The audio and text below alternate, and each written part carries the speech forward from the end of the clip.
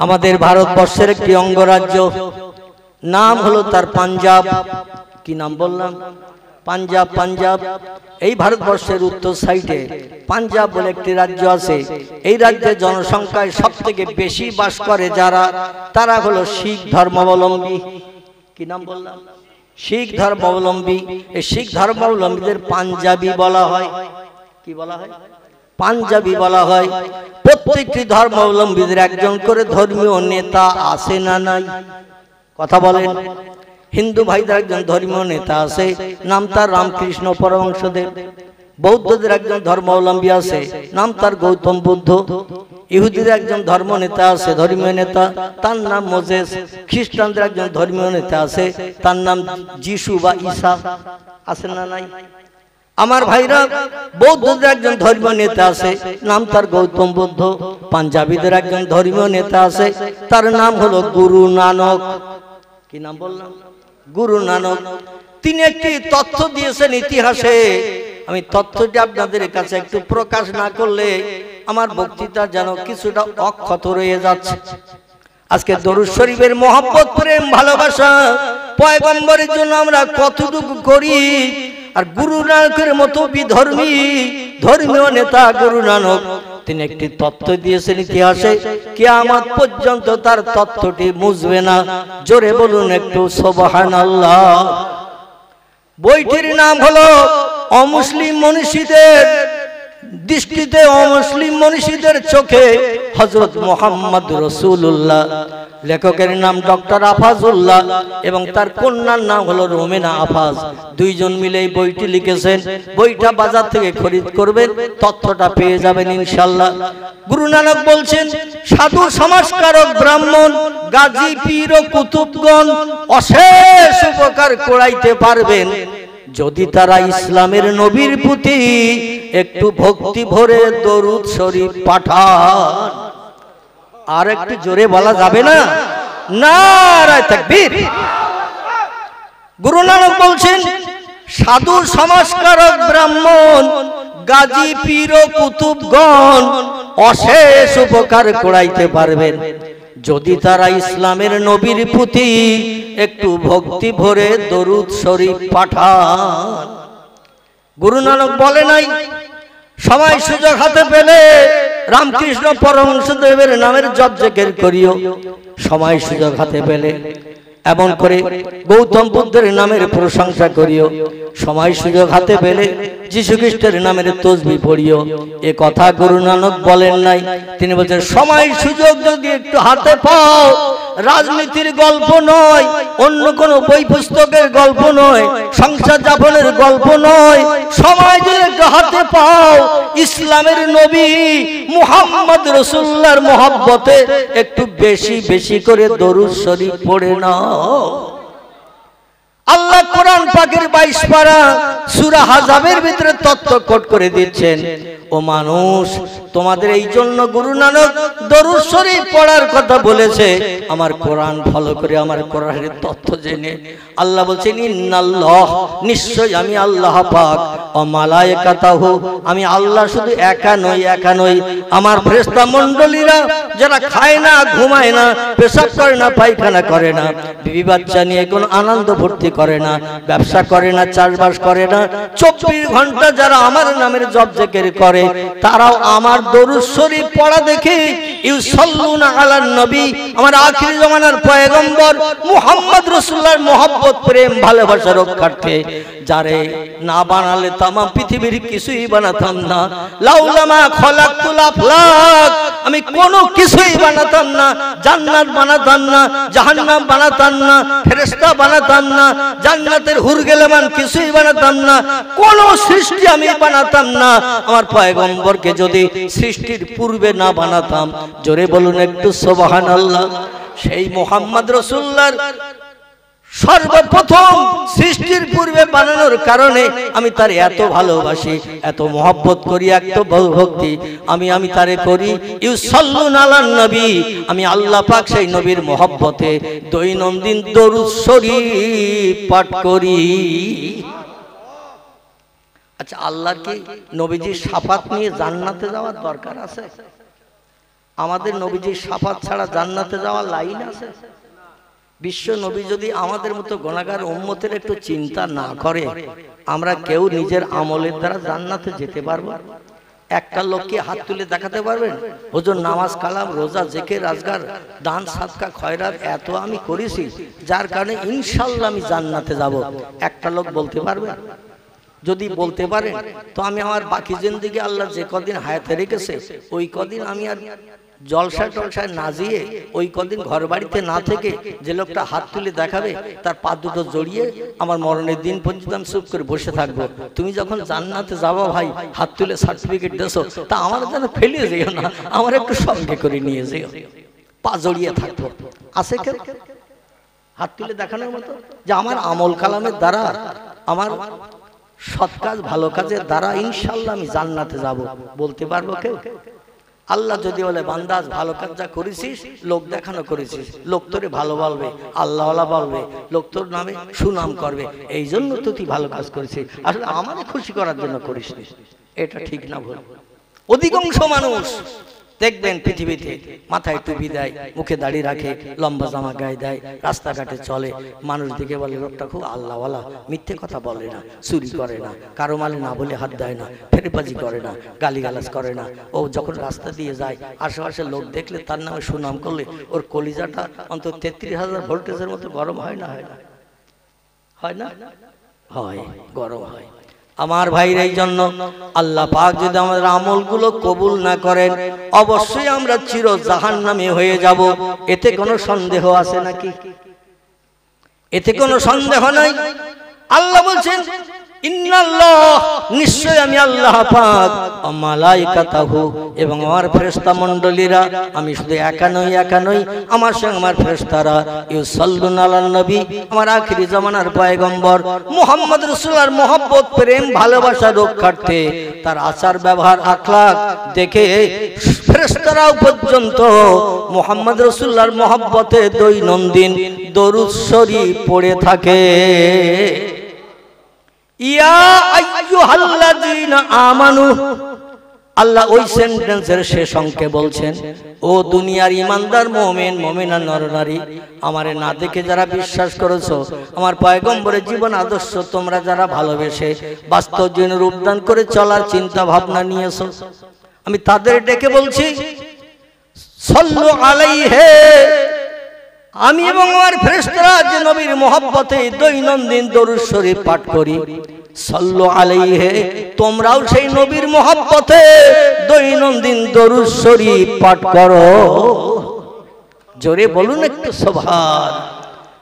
আচ্ছা, আল্লাহ বলছেন আমি পাঠ করি, আমার ফেরেশতারা করে, ইমানদার মুমিন তোমরা যদি জান্নাতি হতে চাও, জাহান্নাম হারাম বানাতে চাও, তাহলে সেই নবীর মহব্বতে তোমরাও দরুদ শরীফ পড়ো এবং সাল্লিমু তাসলিমা, যেমন আমি আমার ফেরেশতারা পাঠ করি। জোরে বলুন একটু সুবহান। আচ্ছা, আল্লাহ নির্দেশ দিলেন আমাদের নবীর মহব্বতে দরুদ শরীফ পড়তে। দরুদ শরীফ পড়লে লাভ না লস? সবাই একমত, দ্বিমত কেউ নেই। যে সে লোকটা মারা গেছে 1450 বছর আগে, কবরে কবরস্থ হয়েছে, মাটির সঙ্গে মিশে গেছে, পোকামাকড় খেয়ে গেছে, হাড় হাড্ডি পচে গেছে, নাউজুবিল্লাহ। জোরে বলুন নাউজুবিল্লাহ। বর্তমান যুগে কিছু দলমতপথের মানুষের আবির্ভাব হয়েছে না? কিছু দলমতপথের আবির্ভাব পূর্বে ছিল না, কিছুদিন ধরে কিছু দলমতপথের আবির্ভাব হয়েছে। আহলে হাদিস বলে একটা দল আছে, আমার ভাইরা, লামজাবি আহলে হাদিস একটা দল আছে, এমন করে কাদিয়ানি বলে একটা দল আছে, মাঝ ভান্ডারি বলে একটা দল আছে, বিভিন্ন দল আছে। বাংলাদেশে মুসলমানদের ভিতরে দল আছে প্রায় 85টির মতো। কটা বললাম? 85টার মতো ইসলামী দল আছে বাংলাদেশে, মানে গায়ে গায়ে দল। আমাদের দেশে তবু একটু কম। আমাদের দেশে বেরেলি আছে, সুন্নি আছে, আহলে হাদিস আছে, তবলিগি আছে, আছে না? আছে। তো যেটা আমি বলতে চাচ্ছিলাম, কিছু দলমতপথের মানুষ বলে মুহাম্মদ হলো কাদামাটির তৈরি, আমরাও হলো কাদামাটির তৈরি। অতএব কাদামাটির মানুষ মারা গেলে, মাটির তৈরি মানুষ মারা গেলে মাটির সঙ্গে মিশে যায়। মুহাম্মদও কাদামাটির তৈরি, মরে গেছে, মাটির সঙ্গে মিশে গেছে। একটু জোরে বলা যাবে না? সুবহানাল্লাহ বলবেন? সব জায়গায় সুবহানাল্লাহ চলবে না, স্টপেজ দিতে হবে। আমার ভাইরা, সুখবর শুনলে সুবহানাল্লাহ, দুঃখের খবর শুনলে ইন্না লিল্লাহ, ঠিক না ভুল? দুঃখের খবর শুনলে ইন্না লিল্লাহ, বিপদ আমাদের খবর শুনলে কিন্তু বলতে হবে আপনাকে আল্লাহর নামের উপরে প্রশংসা করে নিতে হবে। এখানে বলতে হবে নাউজুবিল্লাহ। কি নাম? নাউজুবিল্লাহ। পয়গম্বর মুহাম্মদ রাসূলুল্লাহ মরে যাওয়ার পরে 1450 বছর আগে রবিউল আউয়াল মাসের 12 তারিখ হিজরির 10 সালে তিনি দুনিয়া থেকে ইন্তেকাল করলেন। আজ পর্যন্ত দেখতে দেখতে 1450 বছর হয়ে গেছে। মুহাম্মদ রাসূলুল্লাহ কবরে ভালো আছে না পচে গলে গেছে? আল্লাহর নবী বলছেন, ইন্নাল্লাহা হাররামা আন তাকুলা আলাল আরদে আসজাদাল আমবিয়ায়ে ফানাবিয়াল্লাহি হাইয়ুন ইয়ারযাকু। একটু গলা ছেড়ে উচ্চ রবে বলুন আল্লাহু আকবার। আরো জোরে বলুন আল্লাহু আকবার। নবীর কথা সত্য না মিথ্যা? নবীর কথা যদি সত্য হয় তাহলে কোরআনের কথা তো সব মিথ্যা, ওটাও সত্য। আল্লাহু আকবার। কোরআনের কথা সত্য, নবীর জবানিও সত্য। বিশ্ব নবীর জবানি লেখকেরা কিতাবের ভিতরে লিপিবদ্ধ করেছেন কম বেশি 3.5 লক্ষের মতো। কতটা বললাম? 3.5 লক্ষের মতো নবীজির জবানি লেখকেরা কিতাবে লিপিবদ্ধ করে দিয়েছেন। আগের যুগের মানুষ শুনতো আর মেমোরিতে জমা করত, মুখস্থ করত। পরবর্তীতে মানুষের মেমোরি ল্যাপস হয়ে যাওয়ার ভয়ে, মানুষের ব্রেন বুদ্ধি হ্রাস হয়ে যাওয়ার ভয়ে কিতাবে লিপিবদ্ধ করে দিয়েছেন। কারবা নাম বুখারী, কারবা নাম মুসলিম, কারবা নাম তিরমিজি, কারবা নাম আবু দাউদ, কারবা নাম ইবনে মাজাহ, কারবা নাম নাসাই, কারবা নাম দারমি, কারবা নাম দারকুতনি, কারবা নাম বাইহাকি, কারবা নাম তিবরানি, কারবা নাম কুরতুবি, কারবা নাম মুওয়াত্তা মালিক, কারবা নাম মিশকাতুল মাসাবি, কারবা নাম ইবনে হাব্বান, কারবা নাম আল হাকিম, কারবা নাম মুস্তাদরাক, কারবা নাম তারগিব। এভাবে বিভিন্ন হাদিসের কিতাবের ভিতরে আল্লাহর পয়গম্বরের জবানি লেখকেরা 3.5 লক্ষের মতো লিপিবদ্ধ করেছেন। নবীজির জবানে 3.5 লক্ষ হাদিস, এর ভিতরে একটা হাদিস কি মিথ্যা আছে? কোন মুসলমান শরীয়তের ফতোয়ার কিতাব নাম হলো তার হেদায়া, শরীয়তের ফতোয়ার কিতাব নাম তার ফতোয়া দুররে মুহতার, শরীয়তের ফতোয়ার কিতাব নাম তার ফতোয়া কাজী খান, শরীয়তের ফতোয়ার কিতাব নাম তার ফতোয়া মহিদ, শরীয়তের ফতোয়ার কিতাব নাম তার ফতোয়া আলমগীর। এভাবে যত ফতোয়ার কিতাব আছে সব ফতোয়ার কিতাবে লেখকেরা একমত হয়ে লিখেছেন, আল্লাহর কোরআনের কোন এক জায়গার একটা কথা যদি মানতে কেউ অস্বীকার করে, পয়গম্বরের জবানি এই 3.5 লক্ষের মতো হাদিস কিতাবে যা লিপিবদ্ধ আছে, একটা হাদিস যদি কোনো মুসলমান বিশ্বাস করতে আপত্তি দর্শায়, লোকটার মুসলমান থাকবে না, লোকটা কাফের হিসাবে বিবেচিত হবে। ফতোয়ার কিতাবে লেখকেরা লিখেছেন, কোরআনের তথ্য আপনার মেমোরিতে অ্যাডজাস্ট হোক না হোক, তত্ত্বটা বুঝতে পারেন আর না পারেন, নবীর জবানি হাদিস, কোন হাদিস আপনার মেমোরিতে অ্যাডজাস্ট হোক বা না হোক, বুঝতে পারেন আর না পারেন, কোরআন হাদিসের টোটাল কথা সব সত্য হিসাবে বিশ্বাস করতে হবে। যদি কেউ সন্দেহ পর্যন্ত পোষণ করে, তার ইমানে খাতরা হয়ে যাবে, আর ইমানে খাতরা হয়ে গেলে তার ঠিকানা হবে জাহান্নাম। আল্লাহ যেন আমাদের হেফাজত করেন, সকলে বলুন আমিন। সেই পয়গম্বর বলছেন, ইন্নাল্লাহা হাররামা, ইন্নাল্লাহ নিশ্চয়ই আল্লাহ পাক, হাররামা তিনি হারাম সাব্যস্ত করেছেন, নিষেধ করে দিয়েছেন, বারণ করে দিয়েছেন, আনতাকুলা ভক্ষণ করতে খেতে, আলাল আরদ দুনিয়ার মাটিকে, আসরাদাল আম্বিয়া নবী আম্বিয়া এবং নবী আম্বিয়াদের দোসর ওলি আউলিয়া যারা এই পৃথিবীর জমিনে মৃত্যুবরণ করে কবরস্থ হয়ে গেছে, তাদের দেহকে আল্লাহ মাটিকে খেতে নিষেধ করে দিয়েছেন। জোরে বলুন সুবহান। যেভাবে কাফনের কাপড় দিয়ে কবরে রাখা হবে, হাজার হাজার বছর পেরিয়ে গেল কাফনের কাপড় পর্যন্ত মাটির দাগ লাগবে না। পচা গলা তো দূরে থাক, কাফনের কাপড়ে মাটির দাগও লাগবে না।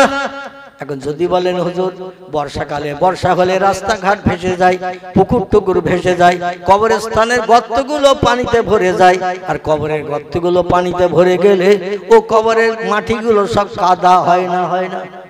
আর সেই কবরে লাশ রাখা হলো, লাশের কাপড়ের কাপড়ে পচা কাদা লাগবে না, মাটির দাগ লাগবে না। কগে লাশ খেয়ে এসেছেন বলুন? বলবে না? বলবে না? বর্তমান বিজ্ঞানের যুগের কিছু উচ্চ শিক্ষিত Rousseau, Plato, Hegel, Montesquieu, Kant, ভয়েল, জার্নাল, মিলি, Thomas Carlyle, William Moore, Edward Gibbon, Goethe, Isaac Newton, Galileo, এই সমস্ত বিজ্ঞানী থিওরি মেনে যারা মগজ পরিষ্কার করেছে, ওরা বলবে মৌলবী অন্তত 10 গ্লাস খেয়ে এসেছে। কারণ সারা দিকে ভেসে গেছে, রাস্তাঘাট ভেসে গেছে, পুকুর টুকুর ভেসে গেছে, দুনিয়ার মাটি সব একদম নরম হয়ে গিয়ে সব কাদা হয়ে গেছে। আর সেই কবরের ভিতরে, গর্তের ভিতরে সলিমুদ্দিন চাচা রয়েছে, আর চাচার কাপড়েও মাটির দাগ লাগেনি। হুজুর নিশ্চয়ই 10 গ্লাসের কম খায়নি। আমি আপনাদের কাছে জিজ্ঞাসাবাদ করি, একটু জিজ্ঞাসাবাদ করি, বর্ষার পানি হলো পয়গম্বরদের কবরে, ওলিদের কবরে বর্ষার পানি ঢোকে না? জোরে বলুন একটু সুবহানাল্লাহ। বর্ষার পানি হলো তাদের কাফনের কাপড়ে, তাদের দেহে পানিও পর্যন্ত লাগে না। যদি বলেন হঠাৎ ডকুমেন্ট, বাস্তব প্রমাণ দেখান, আমি আপনাদের কাছে গোটা 2-3 বাস্তব প্রমাণ দিয়ে সেই বক্তৃতার দিকে নিয়ে যাব। মনে আছে তো নবীজির কথা বলছিলাম? আলহামদুলিল্লাহ। আমার ভাইরা, আমাদের দেশে এক ধরনের গাছ আছে, দেখবেন কচু গাছ। কি গাছ? কচু গাছ।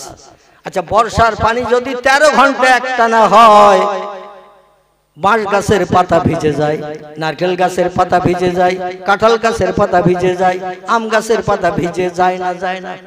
আচ্ছা, কচু গাছের পাতার উপরে যদি 13 ঘন্টা বর্ষার পানি হয়, আপনি পানি মাথায়ও চলে যাবেন, কিংবা পানি ধরে গেলে চলে যাবেন। কচুর পাতায় ক ফোঁটা পানি লেগে থাকে বলেন? কচুর পাতায় আল্লাহ এমন তেলা মার্কা পাতা বানিয়ে দিয়েছে, পানি ওর গায়ে কোনোদিন ঝেঁকে না। ঠিক না ভুল? আল্লাহর প্রেমিক বান্দা বান্দি যারা হবে, উলাইকা আনআমাল্লাহু মিনান নাবিয়্যিন ওয়াস-সিদ্দীকিন ওয়াশ-শুহাদায়ে ওয়াস-সালিহিন ওয়া হাসুনা উলাইকা রাফিকা। চিল্লায়ে বলুন আল্লাহু আকবার। অসুবিধা হচ্ছে না তো? অসুবিধা হলে বলবেন, হুজুরকে ডেকে নিয়ে আসবেন। কমিটিকে বলবেন যে হুজুরকে ডেকে নিয়ে এসো, আর ভালো লাগতেছে না, কারণ আমি আপনাদের এই গভীর রাত্রে বসিয়ে রাখতে চাই না। আমার ভাইরা, আল্লাহ বলছেন 4টি দলের মানুষ পৃথিবীতে তারা আমার আপন হয়েছে। কটি দল? 4টি দলের মানুষ পৃথিবীতে আল্লাহর আপন হয়েছে। আচ্ছা, দল কটার নাম বলবো না থাকবে? সবাই বলছেন, বলেন। 2-1 তো বললেন না, আবার সামনের বছর দাওয়াত করবো, ওইটা বলে দেবেন। তাহলে বুঝতাম যে অন্তত আমার একটু ফ্যাসিলিটি দিলেন। মানে এবছর যখন অধমের পেয়েছেন, একবার সব শুনে নেবেন, বাদ রাখবেন না। আল্লাহু আকবার। উদ্দেশ্যটা ভালো, চিন্তাটা ভালো। আল্লাহ বলছেন 4টি দলের মানুষ এই পৃথিবীতে আমার আপন হয়েছে। আল্লাহ নবী বলছেন, মান কানা লিল্লাহি কানাল্লাহু লাহু। যে লোকটি আল্লাহর আপন হয়ে যায়, আল্লাহ তার আপন হয়ে যায়। জোরে একটু, আরো জোরে বলুন। আল্লাহর নবী বলছেন, যে লোকটি আল্লাহর আপন হয়ে যায়, আল্লাহ তার আপন হয়ে যায়। আর আল্লাহ যখন কোনো বান্দা বান্দির আপন হয়ে যায়, তার লাভ কি? আমি একটু কোরআন থেকে দলিল দেব, শুনতে রাজি আছেন? আল্লাহর আপন কারা হয়? 4টি দল বলেছি, ওটা পরে বলছি, মনে রাখবেন। কোনো তথ্য যদি মিস্টেক হয়ে যায় ধরে দেবেন, কারণ বক্তৃতা রাখতে রাখতে ডালপালা বেরিয়ে যায়, আর ডালপালা বেরিয়ে গেলে অনেক সময় অনেক তথ্য মিস্টেক হয়ে যায়, ঠিক না? এটা ধরে দেবেন। আমার ভাইরা, আল্লাহ পাক রব্বুল আলামিন কোরআন পাকের সূরা বাকারায় তথ্য কোট করলেন। আল্লাহর আপন হয়ে গেলে লাভ কি? আল্লাহ বলছেন, হুয়াল্লাযী খালাকালাকুম মাহফিল আরদে জামিআ। চিল্লায়ে বলুন একটা আল্লাহু আকবার, আরো জোরে বলুন আল্লাহু আকবার। আল্লাহ বলছেন, ও পৃথিবীর শ্রেষ্ঠ জাতি, কুনতুম খায়রা উম্মতি, যত সৃষ্টি পৃথিবীতে আমি বানিয়েছি, বাঘ আছে, ভল্লুক আছে, হাতি আছে, গন্ডার আছে, ইঁদুর আছে, কুকুর আছে, বিড়াল আছে, সাপ বিচ্ছু, ব্যাঙ, মাছি, মশা, পিপিলিকা, কীট পতঙ্গ, জীব জন্তু পৃথিবীতে আছে না নাই? আল্লাহ বলেন, যত সৃষ্টি পৃথিবীতে আমি বানিয়েছি, লাকাদ খালাকনাল ইনসানা ফি আহসানি তাকবীম। চিল্লায়ে বলুন আল্লাহু আকবার। সূরা ৩ এর ভিতরে আল্লাহ তত্ত্বকট করেছেন, বর্তমান পৃথিবীতে সৃষ্টির সংখ্যা হাইব্রিড প্রোডাকশন বাড়তে বাড়তে বিজ্ঞানীরা তত্ত্ব দিয়েছে ১.৫ লক্ষ ছাড়িয়ে গেছে। কতটা বললাম? আল্লাহ পাঠিয়েছিলেন সৃষ্টি পৃথিবীর সৌন্দর্য শ্রীবৃদ্ধির জন্য ১৮,০০০। কতটা বললাম? ১৮,০০০। তফসিরের কিতাব এসেছে, আমি নানি দাদির গল্প বলছি না আপনাদের কাছে। তফসিরে রুহুল বায়ান, তফসিরে মজহুল কোরআন, তফসিরে বাইজাবি, তফসিরে কাশফ, এমন করে বিভিন্ন তফসিরের কিতাবে লেখকের লিখেছেন। কেউ বলেছেন ১৮,০০০-এর কিছু বেশি, আবার কোন বর্ণনাকারী বলেছেন ১৮,০০০-এর কিছু কম, আবার অধিকাংশ বর্ণনাকারী বলেছেন ১৮,০০০। পৃথিবীর সৌন্দর্য শ্রীবৃদ্ধি করার জন্য আল্লাহ পাঠিয়েছিলেন ১৮,০০০ সৃষ্টি। বাঘ একটা সৃষ্টি, ভল্লুক একটা সৃষ্টি, হাতি একটা সৃষ্টি, গন্ডার একটা সৃষ্টি, ইঁদুর একটা সৃষ্টি, কুকুর একটা সৃষ্টি, বিড়াল একটা সৃষ্টি, মানুষ একটা সৃষ্টি, জিন একটা সৃষ্টি। এইভাবে আল্লাহ সৃষ্টি পাঠিয়েছিলেন ১৮,০০০। এর থেকে ওর থেকে হাইব্রিড প্রোডাকশন বর্তমানে বাড়তে বাড়তে এখন ১.৫ লক্ষ সৃষ্টি ছাড়িয়ে গেছে। তাহলে বেশি হয়েছে না কম হয়েছে? যেমন এখান থেকে ২০-৩০ বছর আগে আমরা তেলাপিয়া মাছ চোখে দেখেছিলাম, ওটা হাইব্রিড প্রোডাকশন। পোল্ট্রি মুরগি চোখে দেখেছিলাম ২০-৩০ বছর আগে, কথা বলতে হবে, দেখিনি। সিলভার কাপ মাছ আমরা চোখে দেখেছিলাম ২০-৩০ বছর আগে, গ্লাস কাপ দেখেছিলাম, দেখি নাই। বিজ্ঞানীরা এর থেকে ওর থেকে বীর্য নিয়ে, জীবাণু নিয়ে, বীর্য নিয়ে এর থেকে ওর থেকে লাগিয়ে নতুন নতুন হাইব্রিড প্রোডাকশন। মাগুর মাছ আছে না, হাইব্রিড মাগুর, ও কি আগে ছিল নাকি? দেশি মাগুর ছিল। দেশি মাগুর খুব বড় হলে ৫০০-৬০০ নয় ৭০০ হতো। এখন হাইব্রিড যদি ৬ মাস পোষেন অন্তত ৫ কেজি হবে। ক কেজি? ৫ কেজি ৬ কেজি হয়ে যাবে ভালোভাবে খেতে দিলে। এসব হাইব্রিড প্রোডাকশন। এই হাইব্রিড প্রোডাকশন বাড়তে বাড়তে সৃষ্টির সংখ্যা ১.৫ লক্ষ ছাড়িয়ে গেছে। আল্লাহ বলছে, যত সৃষ্টি বাড়ে বাড়ুক, কিন্তু আমি সৃষ্টি সেরা করে বানিয়েছি মানুষ জাতিকে। জোরে বলুন একটু সুবহান। আমার আল্লাহ বলছেন, ও মানুষ, এই জন্য আমি তত্ত্ব দিয়ে দিলাম, হুয়াল্লাযী খালাকালাকুম মা ফিল আরদে জামিআ। যা কিছু চোখে দেখো, যা কিছু চোখে দেখতে পাও না, সব সৃষ্টি আমি বানিয়েছি মানুষ তোমাদেরই উপকারের জন্য। জোরে বলুন একটু সুবহানাল্লাহ। খলাকা, আমি আল্লাহ বানিয়েছি, লাকুম, ও মানুষ তোমাদের জন্য, মাহফিল আরদে জামিয়া, পৃথিবীর জমিনে যা কিছু চোখে দেখো, যা কিছু চোখে দেখো না।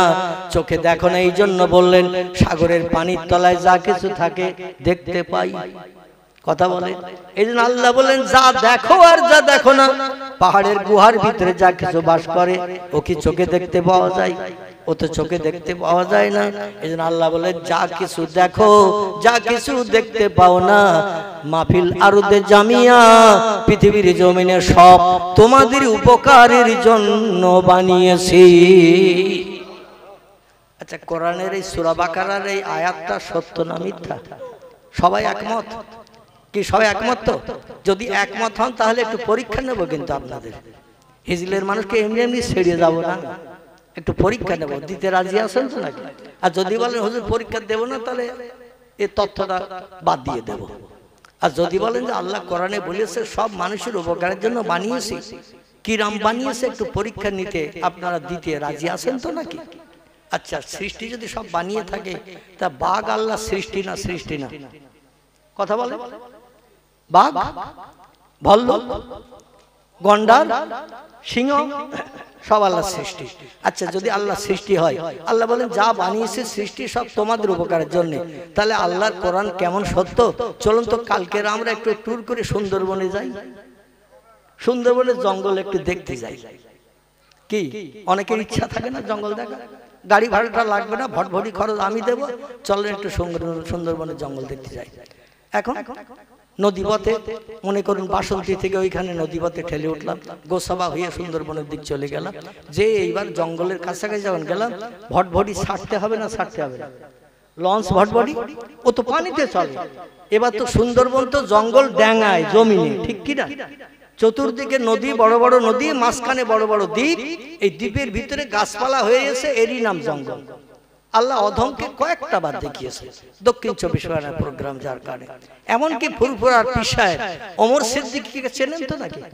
আপনি এলাকায় আসে কিনা ওনাকে জিজ্ঞাসা করে দেখবেন। উনি আর আমি ওই দক্ষিণ 24 পরগনার চণ্ডীপুর বলে একটি গ্রাম, কি নাম বললাম? চণ্ডীপুর। গোসাবা থেকে নৌকা পথে যেতে হয় এবং বাসন্তী থেকেও নৌকা পথে যেতে হয়। গ্রামটির নাম চণ্ডীপুর। এই চণ্ডীপুরে উনিও গেছে, আমিও গেছি। এখন যাওয়ার পরে সকালবেলা ওনাদের নিজেদেরই ভটভটি, আমাকে, ওমর হুজুরকে এবং ওনার দুটো মেয়ে, তখন 8 থেকে 10 বছর বয়স। তাদের এখন বিয়ে হয়ে গেছে, বাচ্চা কাচ্চা হয়ে গেছে। মানে 2002 সালের কথা বলছি। কষা 2002 সাল আমি যখন প্রথম হজপাকে গিয়েছিলাম, সেই সময়কার কথা বলছি। তাহলে ওনার মেয়েদের বয়স ছিল তখন 8 বছর, 10 বছর। দুটো মেয়ে জঙ্গল দেখতে বাবলু ভাইরা নিয়ে যাবে। যিনি জলসার কর্তৃপক্ষ তার নাম বাবলু ভাই। কি নাম বললাম? বাবলু ভাই। আমার ডায়েরিতে ওই নাম লেখা ছিল, আর ভালো নাম নিশ্চয়ই একটা আছে। বাবলু তো হিন্দু আনার নাম, ঠিক কি না? তবে ডাক নাম ছিল বাবলু। এই বাবলু ভাই সকালবেলা ভটভটি নিয়ে এসে বলছে, হুজুর চলেন জঙ্গল দেখাতে নিয়ে যাবো হুজুরকে। আমরা তাই, হুজুর মেয়েদের নিয়ে এসে বলে হ্যাঁ। এবং আমাদের মিনাকা থানার ওলিয়ার বলে একটা ছেলে দীর্ঘদিন ওমর ভাইয়ের সঙ্গে থাকে, দেখবেন একটু বেটে করে মোটা সোটা, ওলিয়ার ওনার নাম। ওনার বাড়ি হলো মিনাখাই। মিনাখা কোন জায়গায়? উনিও সঙ্গে, আমিও আছি, হুজুর আছে, ওনার 2 মেয়ে আছে। মুরগি নিয়েছে জবাই করে, মাছ নিয়েছে, রান্না বান্নার স্টোভ টেস্টোভ যা কিছু লাগা সব নিয়েছে, মাল মশলা সব বেটে গুটে রাতের বেলা মেয়েদের কাছ থেকে কমপ্লিট করে নিয়ে আমাদের নিয়ে চলে যাচ্ছে। এইবার যেতে যেতে ওখান থেকে গোসাবা হয়ে গেলাম জঙ্গল দেখতে। খুব সংক্ষেপ করে বলছি, জঙ্গল দেখতে যে ওই দ্বীপের চতুর্দিকে ঘুরে ঘুরিয়ে বেরিয়ে গেছেন। বেশ 5-7টা দ্বীপ আমাদের ঘুরিয়ে গিয়ে দেখে সারা দিন। সকাল সম্ভবত 8:30টার সময় আমরা রওনা দিলাম, ওনাদের বাড়ির সামনে নদী, নদী থেকে রওনা দিলাম। আর সন্ধ্যাবেলা আমাদের বাসন্তীতে তুলে দিল। কখন? সন্ধ্যাবেলা। ওই বছরই আমি অদম হজে গিয়েছিলাম, ওমর ভাইও ওই বছরই হজে গিয়েছিল। একসঙ্গে আমাদের মক্কা শরীফে, মদিনা শরীফে দেখা। জোরে বলুন সুবহানাল্লাহ। ওনার বিল্ডিং আলাদা ছিল, আমার বিল্ডিং আলাদা। তো যখন আমরা বাসন্তীতে ঠেলে উঠলাম ওই ভটভটি থেকে, ওনাদের বাড়ি নিজেদের ভটভটি, তো উঠে বলছে কালাম সব হইলেও একটা জিনিস কিন্তু মনের স্বাদ মিটল না। আচ্ছা হুজুর, অনেক সময় ধরে তোরা ঘুরিয়েছে, নদীতে দেখিয়েছে, ভালো মন্দ রান্না বান্না করিয়েছে, আমাদের খাইয়েছে, তো কি মনের স্বাদ মিটল না হুজুর? বলছে বাবা সব দেখলাম, বানর দেখলাম, হনুমান দেখলাম, জঙ্গলি মুরগি দেখলাম, বুনোসর দেখলাম, মানে জঙ্গলের ভিতরে থাকে না, থাকে না, এই সব দেখলাম, কিন্তু একটা জিনিস দেখে শখ মিটল না। বললাম হুজুর কি? বলে সেই ইংরেজি নাম রয়্যাল বেঙ্গল টাইগার। মুসকে মুসকে হাসছেন আর বলছেন রয়্যাল বেঙ্গল টাইগার, বাঘ তো দেখা গেল না। হুজুর ঠিক বলেছেন, হুজুর তো বাঘ দেখা যায়নি, এতে আপনি অখুশি? বলে ওইটাই তো দেখতে মানুষ যায়, কালা। আমার বলছে কালা, ওইটাই তো মানুষ দেখতে যায়। আমি বললাম হুজুর ও দেখলে আবার বিপদেরও আশঙ্কা আছে, হালুম করে যদি ভটভটিতে পড়ে, জনম জনম বিবিধ হয়, বাচ্চা এতে হবে। বলে সেও ঠিক বাবা, তো বাঘ না দেখলে জঙ্গল ঘোরার স্বাদ মেটে না। আমার ভাইরা, বাঘের প্রিয় খাবার হলো মানুষ, ঠিক না ভুল? হাজার খরগোশ থাক, হরিণ থাক, বা অন্য বুনোসর থাক, বানর থাক, অন্য যে কোনো জীবজন্তু থাক, মানুষ যদি একবার বাঘ দেখতে পায়, বাঘ পাগল হয়ে যাবে না? যাবে না? যাবে কিনা? পাগল হয়ে যাবে। যদি বাঘের ডেকে বলা হয় বাঘ, জঙ্গল ঘুরলাম, জঙ্গলি মুরগি দেখলাম, হনুমান দেখলাম, বানর দেখলাম, ও বাঘ বুনোসর দেখলাম, কুমির দেখলাম, অনেক কিছু দেখলাম, কিন্তু তোমার দেখা পাই নাই। শেষবেলার দিকে ফিরে যাব ভাব, বিকাল গড়িয়ে যাচ্ছে, সন্ধ্যার ঘনঘটা নেমে আসবে একটু বাদে। তোমার সঙ্গে সাক্ষাৎ যখন হয়ে গেছে, এই ডেঙ্গা পথে জঙ্গলে, এখানে মোটরসাইকেল চলে না, 4 চাকা গাড়ি চলে না, কোনো রিক্সা ভ্যান জঙ্গলে চলে না, চলে জঙ্গলের ভিতরে চলে না, হেঁটে হেঁটে দেখতে হয়েছে, পা ব্যথা হয়ে গেছে, আর হাঁটতে পারছি না। লঞ্চ ভটভটি দূরে আছে সেই নদীর ধারে, অনেক জঙ্গলের ভিতরে ঢুকে গেছি। তোর সঙ্গে যখন দেখা হয়ে গেছে, আর আল্লাহ কোরআনে বলেছেন সব সৃষ্টি মানুষের উপকারের জন্য বানিয়েছে, কথাটা যদি সত্য হয় তো হাঁটতে আর পাচ্ছি না, একটু পিঠে করে নিয়ে ভটভটিতে পৌঁছে দে। এ বলা যাবে না, যাবে না। আল্লাহর কোরআন সত্য বিশ্বাস করি, বাগেরে ডেকে যদি বলি যে একটু ভটভটি পর্যন্ত পৌঁছে দে, হাঁটতে আর পাচ্ছি না, পা ব্যথা হয়ে গেছে, বাঘ দাবি শুনবে তো নাকি? কি কথা বলে? বাঘ দাবি শুনবে? আচ্ছা, বাঘ যদি দাবি না শুনে তাহলে তো কোরআন মিথ্যা হবে। কি আল্লাহ বলছে সব সৃষ্টি তোমাদের উপকারের জন্য বানিয়েছে, এমন কিছু নাই যে তোমার কথা শুনবে না। আমার ভাইরা, ওই কথাটার কাছে আমি আপনাদের নিয়ে আসতে চাইছি, কিন্তু বাঘ বলবে মৌলবী চিকচিকে টুপি মাথায় দিয়েছ, গাল ভাড়া দাঁড়িয়ে আছে, হাঁটুর নিচে লম্বা জামা আছে, নবীর সুন্নতের পায়রবি তুমি, নামাজ পড়ো, কপালে কালো দাগ পড়ে আছে, রমজানে রোজা নষ্ট করো না, আল্লাহর কোরআন সময় পেলে তেলাওয়াত করো, মসজিদে বসে তাসবিহ জপ জিকির করো, সুবহানাল্লাহ সুবহানাল্লাহ, আলহামদুলিল্লাহ আলহামদুলিল্লাহ, লা ইলাহা ইল্লাল্লাহ, সময় পেলে তাসবিহ জপ করো, কিন্তু আল্লাহর আপন এখনো হতে পারোনি। এই জন্য একটু বাউন্ডারির ভিতরে এসো, পিঠে অবশ্যই তুলে নেব, কোনো সন্দেহ নাই। মৌলবী একটু কাছাকাছি এসো, মানে আমার বাউন্ডারির ভিতরে এসো। বাংলার একটা প্রবাদ আছে, বাঘের লাভ 20 হাত, হরিণের লাভ 22 হাত। হরিণ 2 হাত একটু বেশি যায় 1 লাফে, এই জন্য বাঘ 2-4 বার হরিণ লাভ দিলে বাঘ তার নাগালে আর পায় না। এই জন্য জঙ্গলে হরিণ বাঘ খেয়ে শেষ করতে পারে না। হরিণেরাও চালাক খুব, বাঘের আনাগোনা দেখতে পেলেই ছুট মারে না, মারে না, ছুট মেরে দূরে চলে যায়, বাঘ যাতে ওদের নাগালে না পায়। এখন আমি যদি 20 হাতের ভিতরে ওই বাঘের সামনে দাঁড়িয়ে কথা বলি, বাঘ বলে একটু লেজ পাকিয়ে একটু মেজাজ গরম করার সময়টুকু দে, তারপরে তোর পিঠে অবশ্যই তুলে নেব। লেজটা পাকিয়ে পাকিয়ে এমন করে গোপ ফুলিয়ে ফুলিয়ে চোখ রাঙানি মেজাজ নিয়ে যখন একেবারে পূর্ণ শিকার ধরার মতো যখন হয়ে যাবে, সঙ্গে সঙ্গে একটা লাফ দিয়ে আমার আপনার ঘাড়ে পড়বে না, পড়বে না, আমার আপনার ঘাড়ে পড়বে, ঘাটটা গর্দানটা কামড়িয়ে ধরে নিয়ে এক নাথাড় মেরে দেবে, পিঠের উপরে তুলে নেবে, বলে হুজুর লঞ্চ ভটভটি কোন দিকে জানি না, চিনি না। তো আমি জঙ্গলের গহীন বন যেদিকে হেতালি গাছ আছে, কেওড়া গাছ আছে, ওই দিকে একটু নিয়ে চলে যাব, আর হেতালি গাছ কেওড়া গাছের গায়ে 2-4টে আষাঢ় তোমার গালে ধরে মেরে নেব।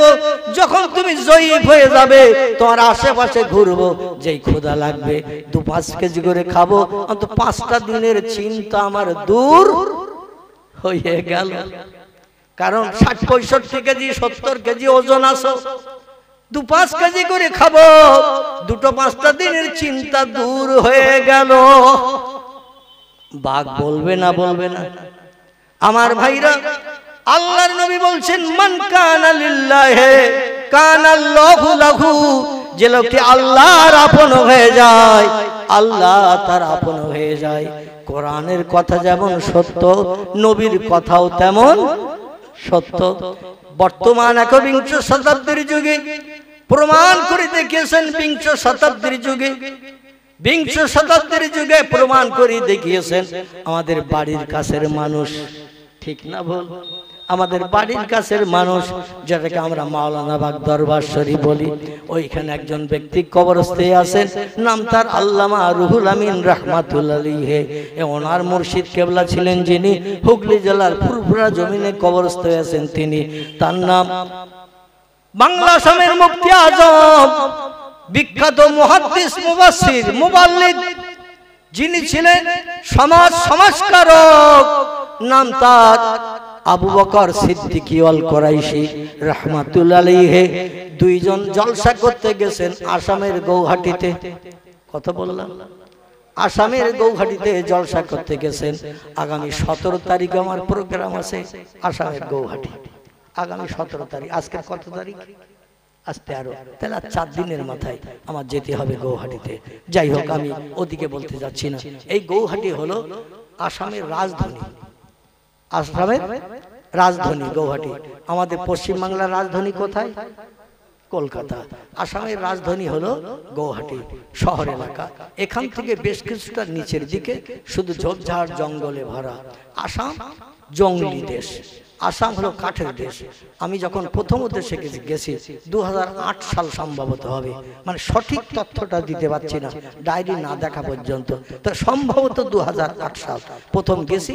দেখি হাই স্কুল টিনের চাল দেওয়া আর কাঠের বেড়া দেওয়া, একটু মানে কলেজ ওই রকম কাঠের বেড়া দেওয়া, টিনের চাল দেওয়া।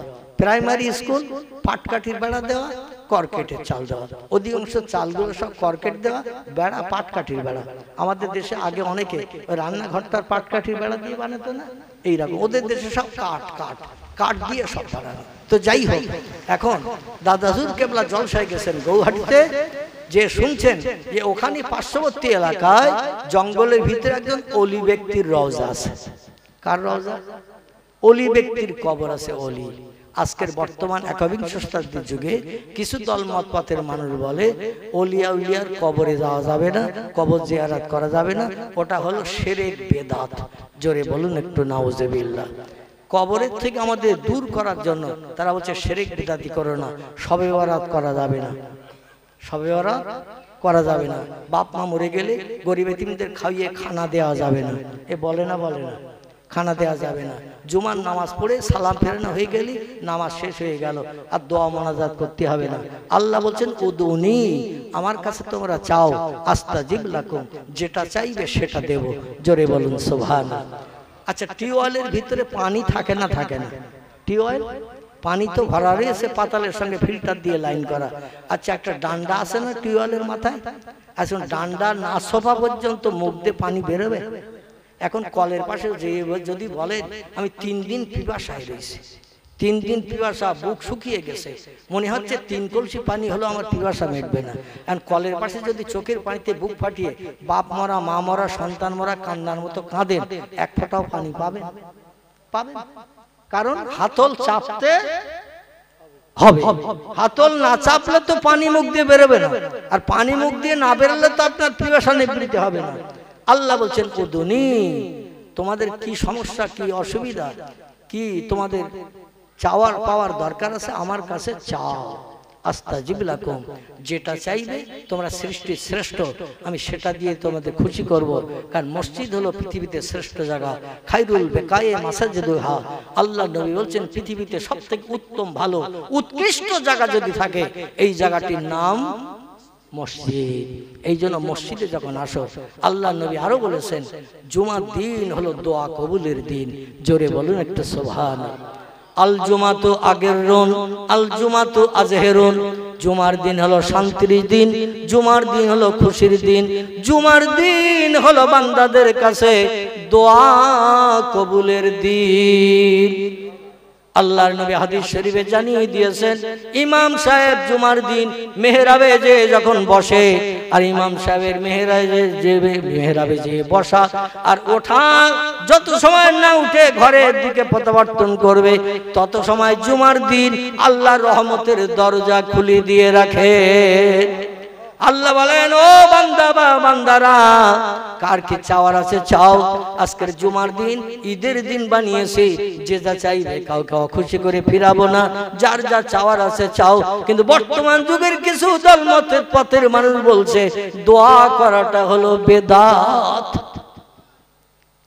মানে চাওয়া চাবির দরকার নেই, নিজেই পরিশ্রম করো, কষ্ট করো, উপার্জন করো, খাও, আল্লাহর কোনো সাহায্যের প্রয়োজন ওদের নাই।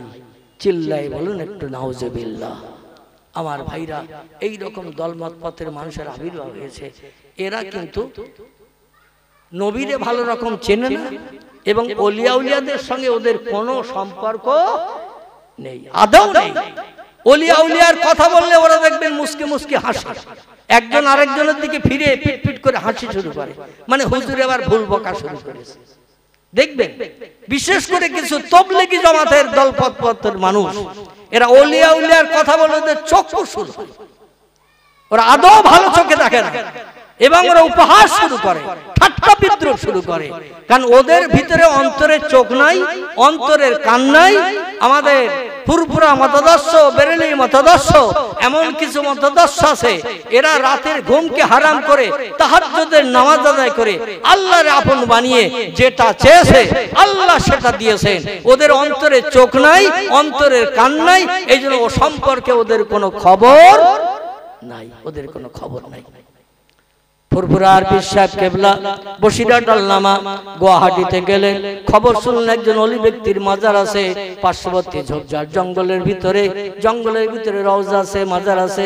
দাদা হুজুর বললেন অলিরা মরে না, নবীরা মরে না, কারণ আল্লাহ নবী বলেছেন ইন্নাল্লাহা, নিশ্চয় আল্লাহ পাক হারামা, তিনি হারাম সাব্যস্ত করেছেন, আন্তাকুলা, ভক্ষণ করতে খেতে, আলাল আর দুনিয়ার মাটিকে, আসরাদাল আম্বিয়া, নবী আম্বিয়া এবং নবী আম্বিয়াদের দোসর যারা, তারা হলো ওলিয়া উলিয়া, এদের লাশ আল্লাহ মাটিকে খেতে নিষেধ করে দিয়েছেন। শুধু তাই নয়, তাই নয়, ফানবী আল্লাহে হাইয়ুন ইয়ারজাকু, আল্লাহর নবীরা, আল্লাহর ওলিরা কবরের ভিতরে হাইয়ুন, তারা জিন্দা অবস্থায় থাকে এবং ইয়ারজাকু, খোদা প্রদত্ত জান্নাতি রুজি তাদের জন্য ফেরেশতারা দৈনন্দিন পরিবেশন করে থাকে।